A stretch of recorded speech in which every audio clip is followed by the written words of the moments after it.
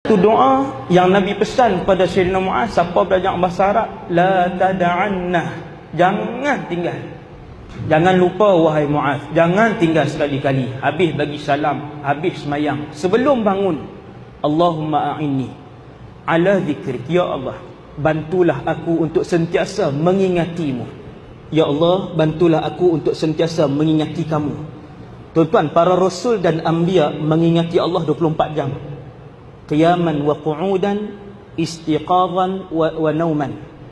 Berdiri dan duduk, tidur dan jaga 24 jam. Sebab tu Nabi bila dia tidur, dia bangkit, dia tak ambil semayang. Tanamu ainai wala tanamu qalbi, Nabi kata, mataku tidur wahai Aisyah, hatiku sentiasa berzikir. Berapa jam? 24 jam.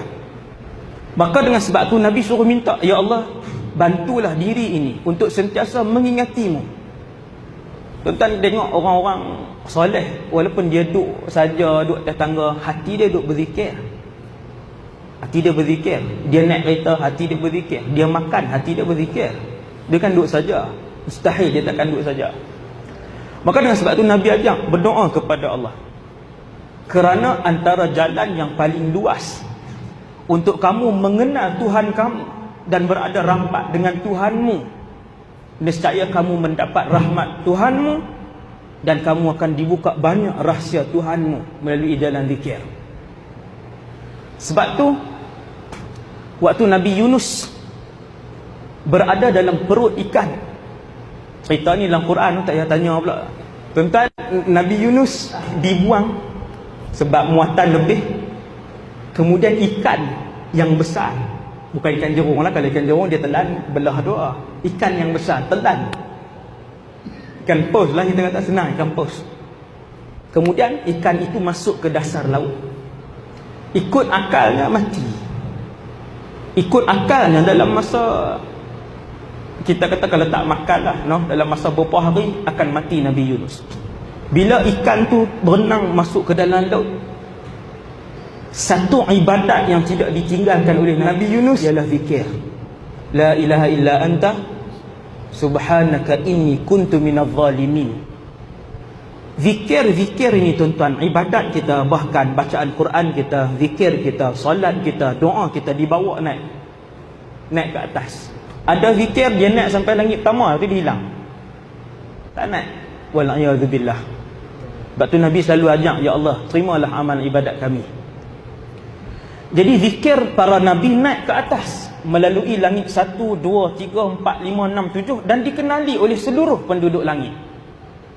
Sebab itu ramai orang jasadnya berjalan di atas muka bumi, tetapi namanya disebut oleh seluruh penduduk 7 petala langit.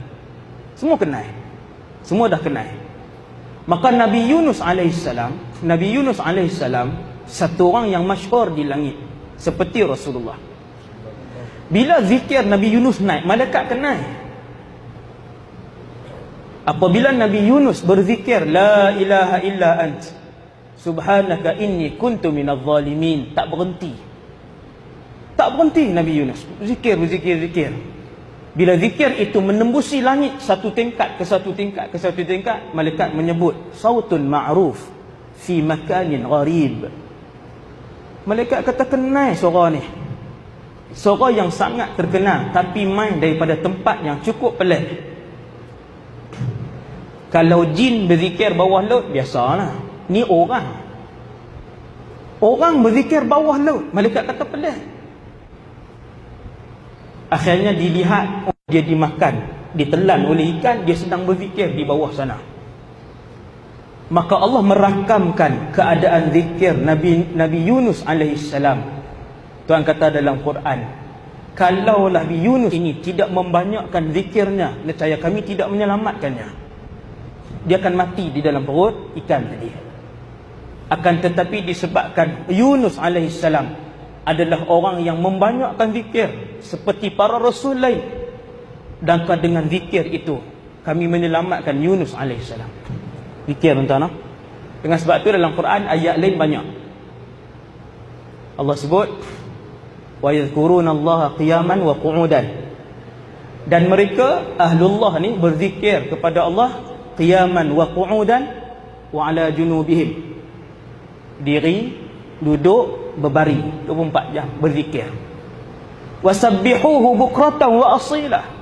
Pujilah Allah, bertasbihlah kepada Allah bukratan wa asila, pagi dan petang. Tuhan kata daripada pagi sampai petang, tak berhenti. Kemudian Allah sebut dalam Quran, Allah ulang banyak kali. Yang ni jarang orang renung. Apa dia kata? Jarang orang renung satu ayat, iaitu di dalam alam ini setiap makhluk berzikir kepada Allah kecuali dua. Yang pertamanya manusia, yang keduanya jin dan syaitan. Yang ni yang paling banyak tidak berzikir. Makhluk lain, buku, mikrofon, rehan, sejadah, kipas, pokok, angin, laut, bintang, bulan. Wa in min syai'in. Tuhan kata tak ada benda dalam alam ini. Allah buat contoh dalam Quran. Tuhan kata matahari, kamu tengok burung, kamu tengok bukit, kesemuanya berzikir. Walakin la tafqahuna tasbihahum, akan tetapi kalian tak faham cara zikir mereka. Tuan-tuan, alam ini berzikir kesemuanya. Dan bila sampai masa orang-orang yang menjadi pilihan Allah, dia akan mendengar bunyi zikir daripada beberapa makhluk ini. Nabi pegang dalam satu hadis sahih, disebutkan dalam kitab Tuhfatul Murid, Nabi pegang pasyak. Satu hari Nabi genggam, Nabi pegang, Nabi tunjuk.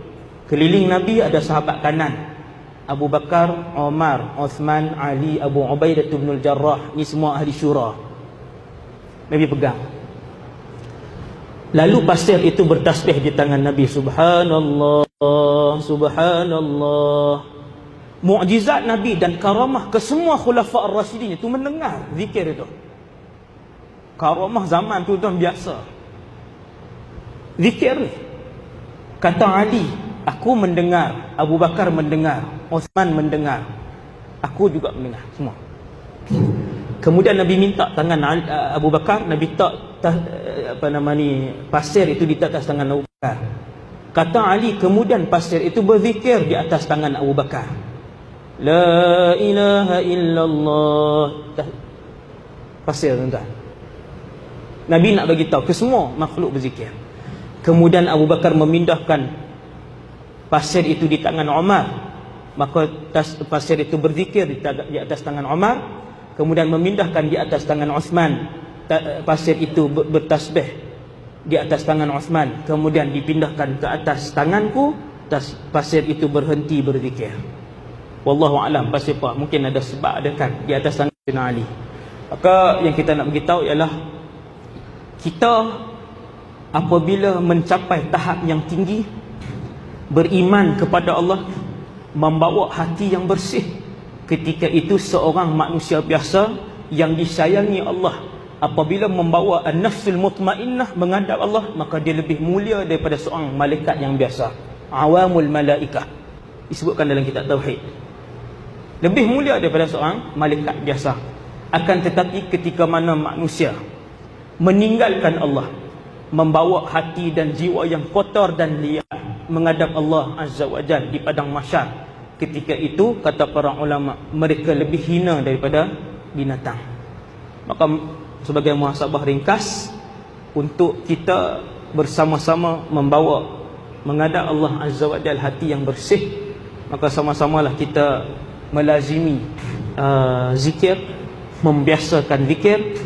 Untuk membiasakan zikir, tuan-tuan yang dirahmati Allah, ialah antara lain dengan memohon kepada Allah supaya Allah sentiasa menggerakkan hati dan mulut kita, hati dan lidah kita untuk memuji Allah Subhanahu Wa Taala. Kalau Tuhan tak izin, tuan-tuan, duduk depan Kaabah pun tak zikir, duduk main handphone juga. Kalau Allah tak izin, duduk dalam raudhah pun dia bersembang setengah jam. Tetapi dengan sebab inayah Allah, taufik daripada Allah, dengan sebab itulah Allah menggerakkan hati dan mulut kita untuk memuji Allah Subhanahu Wa Taala.